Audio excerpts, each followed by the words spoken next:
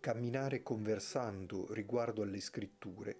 interrogandole per provare a gettare luce sull'oscurità della nostra vicenda di discepoli disillusi e tristi,